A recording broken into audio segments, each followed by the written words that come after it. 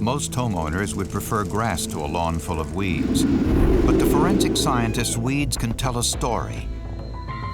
With the help of a plant biologist and a new high-tech computer program, investigators solved the mystery of a young girl's murder.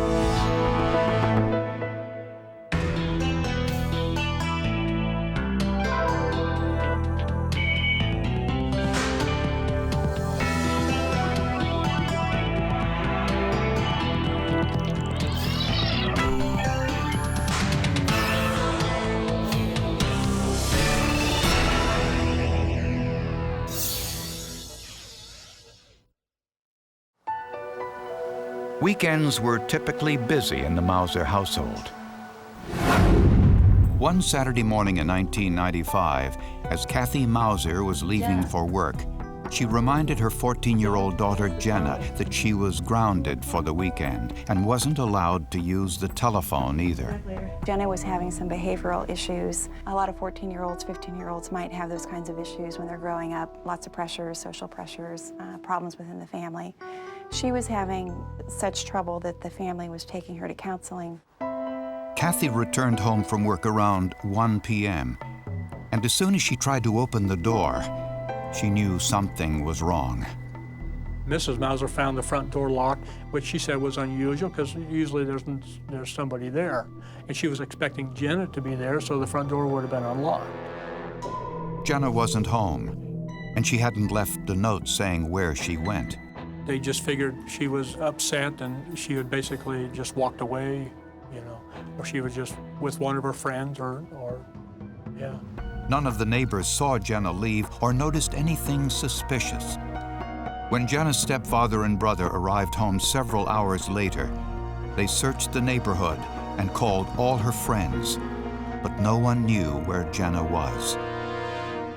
Later that night, the Mousers called police to report their daughter missing. The next morning, the Mousers learned that the nude body of a teenaged girl was discovered in a ditch about 20 miles outside of town. The family identified Jenna's body at the morgue. The reality of her being murdered rather than an accident, or it didn't hit me. I didn't understand, really, that something like that could happen in my life. It was hard to deal with, and it was just such an unfair act, and I couldn't understand it for a long time. The coroner identified the cause of death as strangulation. There were other injuries as well. In addition to the ligature strangulation marks, she also had evidence of blunt force injury to the head. She had received a blow to the head in the left forehead area and the left temple. There were no defensive wounds and no signs of sexual assault. The scalp hair is brown, about 14 inches in length. Well, the soles of the feet were clean in this case, and that indicates to me that she certainly was not standing up at the scene where she was found, and she certainly did not walk there. No injuries, period. The only other findings were some unusual marks on Jenna's thigh, indentations that were made after death. On a living person, these fade very quickly. In this case, these are postmortem pressure marks.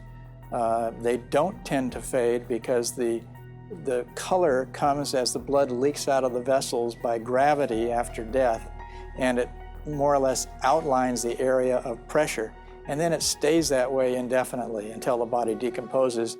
The Mousers' telephone records yielded the first clue. Despite the fact Jenna was told not to use the telephone, she called several friends that morning. Yeah, you should talk to him. Really? Is a senior? Well, you'll see him Monday. Around 11:30, Jenna's conversation with her friend ended abruptly. Hello? Jenna? Jenna? One of the last people that she speaks with says that the phone goes dead. Jenna doesn't call back. The friend pages her a couple of times. Jenna never calls back. Police found Jenna's diary in her bedroom, which had an entry from the morning of her murder. Dear Journal, sorry I haven't written you, but I've been pretty busy. Things have been going pretty good at school. except for the fact that guys don't even know I'm alive half the time. The diary expressed a specific interest in 2 boys. One was considerably older than Jenna, a boy she met at a local amusement park. He was a young man, about 18 or 19 years old, who was preying on children that were not age appropriate. He was older than us, not the best kind of person that you'd probably want to be with, but there was something that she saw in him that attracted her to him. Investigators needed to start checking alibis, and there was one that almost defied belief. The Mouser family had planned a traditional funeral service for their 14-year-old daughter, Jenna, until her friend Sarah Hollander told them about a conversation the two once had about funerals. We got on the topic of funerals, and she did not want her funeral to be a sad thing. She doesn't like it when people are sad. She loves to make people happy. She loves to make people laugh. And so she definitely did not want her funeral to portray something that she wasn't about. So the Mousers allowed Sarah to help plan the funeral service, one that was closer to Jenna's wishes. Doug Mouser took his stepdaughter's death particularly hard. He had raised Jenna since she was 2 years old and treated her like his own. She truly did have a great relationship with him and loved him, and he loved her. He was very active in her life. In the search for Jenna's killer, investigators looked inside the Mouser's home, but found no clues. Everything was basically in its place, nothing knocked over or anything to indicate that Jenna was fighting and screaming as she went out the door. This raised the possibility that Jenna left home voluntarily. What the sheriff's department did was try and identify any boys she might have known, or maybe if boys she might have left the house with, even though she was grounded, maybe she'd get in a car with them and drive away. Police were able to identify the 2 boys Jenna mentioned in her diary. Both had alibis for the day of the murder. So police turned their attention to the whereabouts of Jenna's family members. Jenna's 18-year-old brother, Jaron, had a solid alibi. The neighbors have him placed there for an hour, hour and a half or so, and that's the time period where Jenna disappears. Jenna's mother, Kathy, was teaching an aerobics class at the local gym, so her alibi checked out too. Jenna's stepfather, Doug, said he went to work for a few hours. When police tried to verify his alibi, they discovered the security cameras at Doug's office were turned off that day. When he went into the lab, he's got to go through a security gate where all the cars that are coming in are cleared. Initially, the person who was in the booth at the time said they didn't remember seeing him or his car come through. Doug Mouser could give no description of the security guard.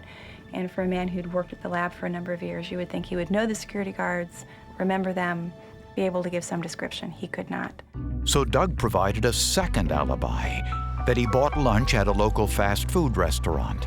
Coincidentally, the restaurant's security cameras weren't working either. If he didn't have bad luck, he would have no luck at all. I can't really imagine you going into places that are supposed to have video cameras and none of them record you. It was sort of exasperating because of snafus, if you will. You know, we didn't have any tapes, we didn't have any solid stuff to show that he was there. When police looked in Doug's car, they found no blood or any evidence suggesting foul play. And there was no evidence the car had recently been cleaned. But underneath the car, investigators found something trapped in the undercarriage. There was a significant quantity of this dried plant material, some of it very large pieces, and those were removed and analyzed later. But had this plant material been there for weeks, you certainly wouldn't expect to find such large pieces of it still attached to the undercarriage. Could these dried weeds tell investigators anything about Jenna's murder? Doug Mouser told police he was the last person to leave the house on the morning his stepdaughter went missing. He claimed Jenna was cleaning her bedroom when he left. There was no physical evidence that linked him, like hair samples or DNA or anything like that. There were no physical evidence. None. There was zippo, zero, nil, nada, nothing. Yet investigators found some suspicious plant material underneath Doug's car, which they sent to forensic botanist Dr. Fred Ruscha. He identified the usual specimens you'd expect to find underneath a car: grass, dirt, and debris.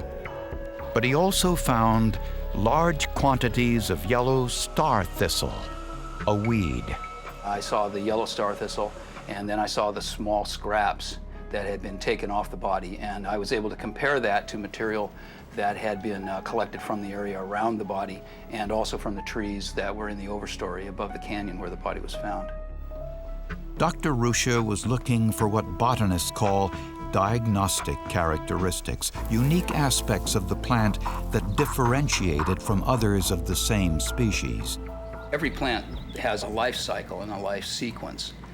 Early in the season, they look different than they do late in the season, and prior to death, plant materials, all species go through a sequence of developmental events.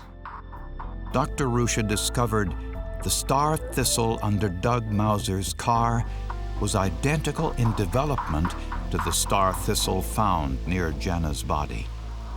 While this was significant, it wasn't enough to tie Doug Mouser to the murder.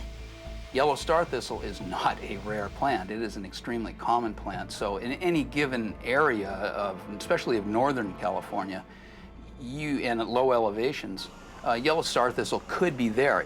You can't show that the evidence that was found underneath his car came from the crime scene. It's too common in California, and that with the other flora under the car, it shows that he's been off-road. So he could have picked it up anywhere. Investigators agreed, so they turned their attention to the linear marks found on Jenna's thigh. The marks were made by a man-made object. They were clearly of a shape and appearance that would not be normally found in nature. While looking inside Doug Mouser's car, Detective Bosma thought he found what caused them. The hair on the back of your neck stands up and you're going, this could be the mark, one of the marks on her leg. But he didn't tell anyone about his discovery. Instead, he sent photographs of Jenna's skin marks to Gary Robertson, a pioneer in the field of photogrammetry, to see what he thought might have caused them. Robertson wanted to identify the exact size of the marks down to the micromillimeter. So he scanned every autopsy photograph of the marks, which enabled him to create a three-dimensional model. We're extracting a measurement, say, from the left photograph, extracting it from the right photograph, and the computer software merges that into a three-dimensional measurement or a model that we can extract and view later. Judging from the size and shape, Robertson suspected that at least one of the marks was caused by the top part of a seat belt buckle. This was precisely what Hans Bosma thought too, but he wanted Robertson's independent analysis. Well, normally I don't have any information, so I wasn't aware of anything about the vehicle. Next, Robertson flew to Modesto, California to conduct an experiment in Doug Mouser's car. He wanted to try to recreate the same skin pattern that was on Jenna's thigh. He placed a live model, the same height and weight as Jenna, in the back seat of the vehicle over the rear seat belt buckle. It was a hatchback, and one of the back seats was broken and was kept flat.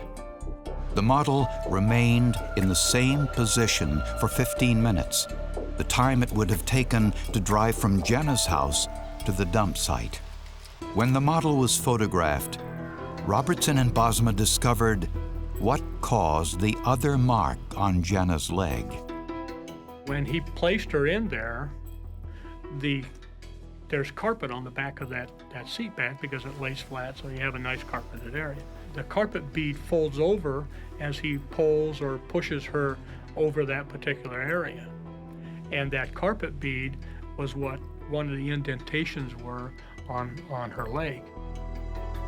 Just to make sure, Robertson put the model's pictures into his computer and compared them to the marks on Jenna's leg. It was a virtual match. The beading, which would cause the imprint on the model and on the victim's leg, matched precisely down to microns. The width of the carpet and the orientation in that matched as well. Also, the length matched. Interestingly, the ripped carpet in the back seat of Doug's car was unusual, something you wouldn't find in other cars. When he came back and said, you know, it's a match, boy, we were just ecstatic. We finally gonna be able to nail this guy.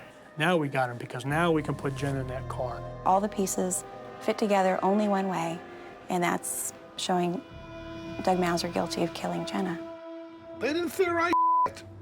Excuse me. They didn't theorize shit. I'll say that on the screen. I'd even say it in a courtroom. They didn't have any theory other than he threw the body, he killed her and threw it over the side. And that she was in his car because of the mark on her leg. That's all there was. Based on the forensic botany and photogrammetry, Doug Mouser was arrested and charged with his stepdaughter's murder. Prosecutors wondered what motivated Doug Mouser to kill his 14-year-old stepdaughter, Jenna. How can you possibly imagine someone doing something so horrible? I can't imagine it, but it happens, unfortunately, all the time. Prosecutors found evidence that Jenna didn't always do what her parents asked. She saw a counselor with some regularity. She had oppositional defiant disorder, that she was very defiant, very aggressive, very confrontational with the family, with the parents. The Mausers' telephone records provided a possible clue. Hey, what are you doing? I just got back from the mall with Annie. Are you gonna get her? On the morning of her death, Jenna was on the telephone, violating her parents' rules. His name's Scott. Really? Is he senior? So hot. Prosecutors believe Doug caught Jenna on the phone, lost his temper, and struck her. Hello? Jenna?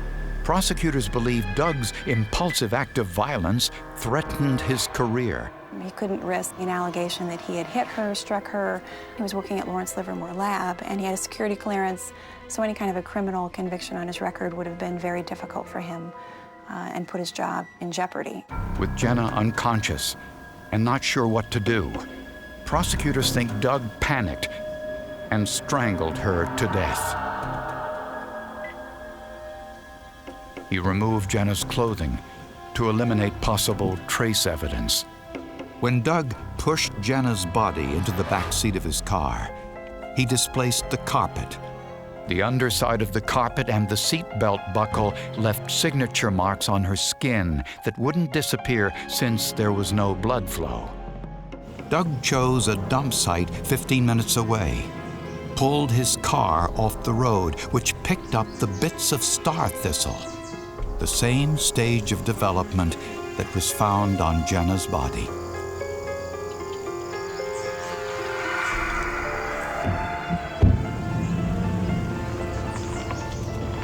Prosecutors think Doug simply got lucky when the security cameras at both his office and the fast food restaurant weren't working. But Doug made a crucial mistake during his interrogation.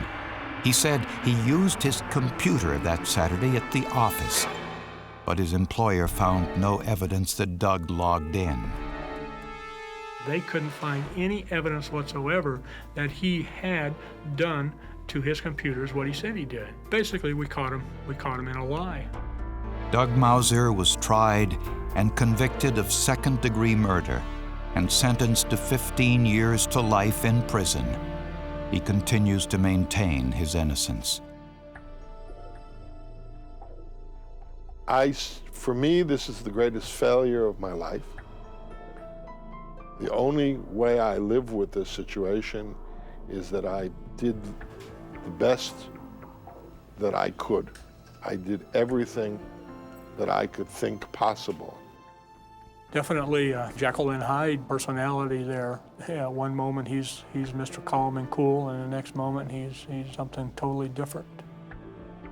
I think she would be really happy to know that people love her so much to fight to find the real answers to really what happened to her. And she would be happy to know that we haven't forgotten about her. The case against Mouser was largely circumstantial, but the photogrammetry helped convince the jury. Photogrammetry was the key element, and it was used to solve the case. And without photogrammetry, this case would have gone unsolved.